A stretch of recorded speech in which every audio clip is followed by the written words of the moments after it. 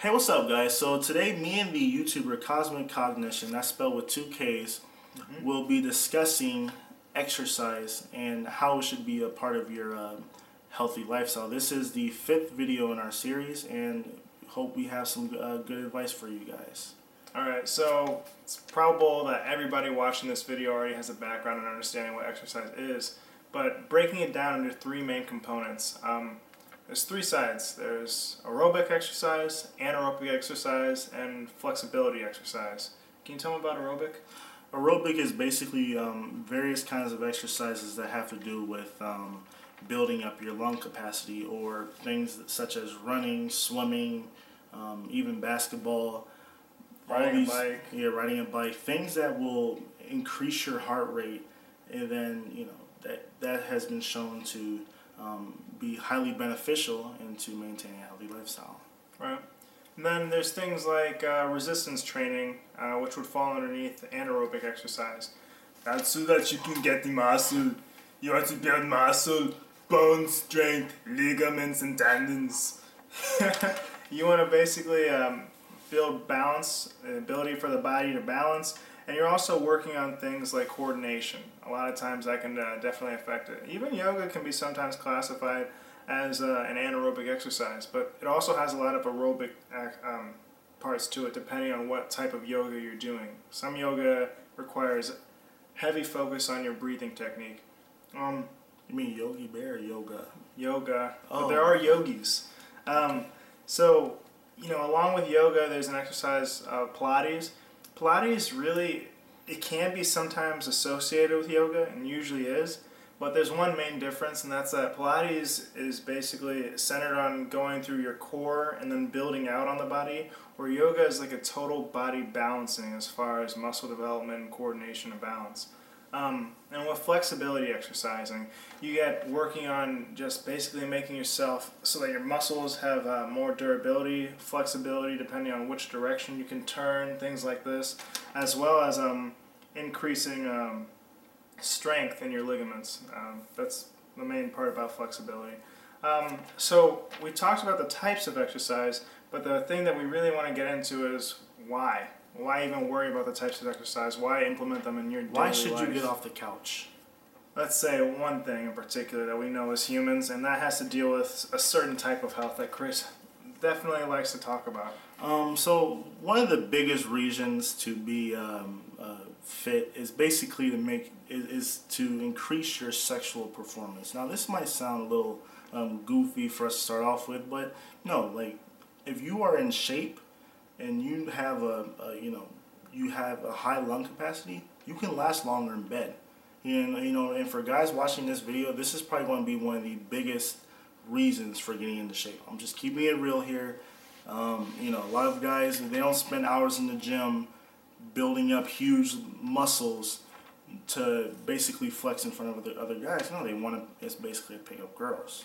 Depending on whether your sexual orientation, but not only does it help with your endurance, it can also help in an increased blood flow. So that means staying harder longer. Yeah, your penis is basically when your blood goes into your, it's when your blood goes into there and full force. Yes, and then the next reason also has to do with your cardiovascular system. So cardiovascular system's obviously a pretty important thing. If you don't know, cardiovascular helps with blood flow, things like that, getting your heart beating properly. And just with older populations in particular, if you get your heart rate within 40 to 60% of the max, you can already have an increase in your cardiovascular strength and a decrease in the amount of diseases that you'll be tolerant to. Or I should repeat that. So, especially in older populations, one thing in particular that has been shown is that an increase in cardiovascular workouts, at least within 40 to 60% of your maximum heart rate, can decrease the probability of you having any cardiovascular diseases. So that's like heart disease, anything along those lines. If you implement a certain type of workout, especially an aerobic workout, it's really easy to get your max O2 level intake up too. That's basically meaning that your blood... Walk around the block.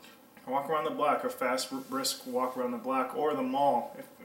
If you're an older person, there's a lot of people out there like you who do this activity.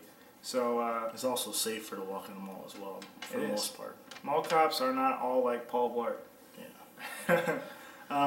Then another thing that exercise helps with is sleep. Can you tell me about that, Chris? So one of the biggest issues when facing the health crisis in our country is issues relating to sleep and sleep deprivation. And one of the ways that it becomes easier for someone to go to sleep is by exercising on a daily basis.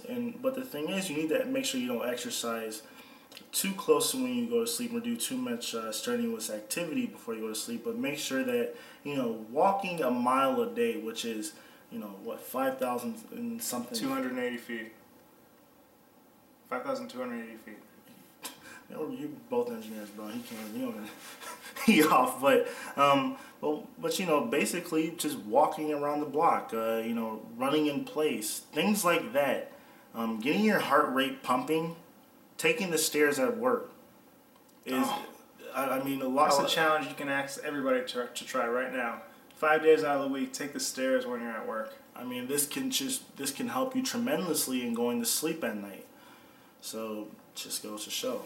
Another thing is your immune system, which is something that has for a long time been linked to physical activity. The immune system, it's been shown, has a 29% decrease in upper respiratory tract infections for those who work out on a regular basis. If you don't know about upper respiratory tract infections, if you look at the continent of Africa, when you look at the deaths that are attributed, the mortality rates attributed per year in many of those countries, upper respiratory diseases are usually one of the main contributors. So things like working out and having a proper nutrition to go with that workout are very crucial to a person's survival. And proper nutrition is something that Chris knows a lot about too. When you're working out, what should you take into account when you consider what you're eating? Basically having good carbs, proteins, fiber, drinking milk, things like that. Fruits and veggies. Yeah, fruits and vegetables are definitely the cornerstone of a healthy and nutritious diet and exercising regimen or whatever. So, right. So a lot of this has one big thing that the world knows well, and that's cancer. Through 29 observational studies, it's been shown that physical activity will help to decrease cancer, at least the risk of it. Obviously, you're not immune, right? Lance Armstrong had testicular cancer. There's plenty of other athletes, people who work out on a regular basis who get cancer. And that's not to say that they're not already genetically predisposed to it, but it could have affected their life much more seriously, much more quickly if they weren't active. Lastly, the topic of brain health. Brain health, the thing inside your noggin, the thing that makes it the thing that makes it easy for you to do things, or difficult depending on how much exercise you're getting and how much work you're putting into thinking. But your brain is affected by your exercise. Obviously one of the biggest things is increase in blood flow and the oxygen output to your brain, right? If you have more blood going through your brain, if you have higher oxygen levels, it affects your brain positively as far as nutrition and an increase in neurotransmitters that are healthy for thinking and mood, right? So serotonin, dopamine, norepinephrine, those things in particular get boosted, or have been shown to be boosted with lots of different studies on athletic activity. You don't want your brain to go to waste, right? And if you, it is a muscle. If you look at affecting all your other muscles in your body, they make a positive effect on your brain as well. You're like Professor X or whatever. Wow, Professor X, he's in a wheelchair, but he can. Yeah, but it's like isn't like he has a brain like power. Oh, Cerebro too, man. Yeah. Cerebro amplifies it. Yeah. So that's all I really have to discuss when it comes to exercise and your healthy lifestyle choices. So if you guys want, actually, I'm going to do that. So this is all we really have to discuss when it comes to exercise. This is Cosmic Cognition, and I'm College Talk TV. Please subscribe to our channels, like these videos, comment on them, and share them. Implement exercise into your daily life. Start small, work your way up, okay? It's a gradual game. That's how you get gains.